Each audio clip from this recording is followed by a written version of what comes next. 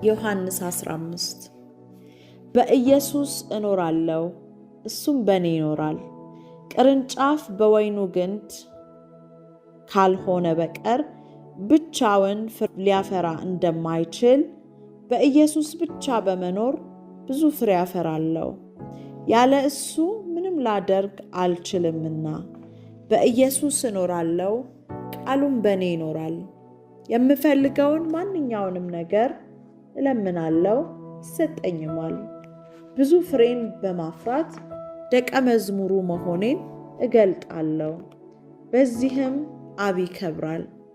ትእዛዙን በመጠበቅ በፍቅሩ እኖራለሁ። የሚያዘኝን በመፈጸም ወዳጁ ሆናለሁ። ፍሬ እንዳፈራ ፍሬም እንዲኖር ሾሞኛል። ስለዚህ በስሙ የምለምነውን ሁሉ ይሰጠኛል። እርስ በእርስ በመዋደድ ትእዛዙን እፈጽማለሁ።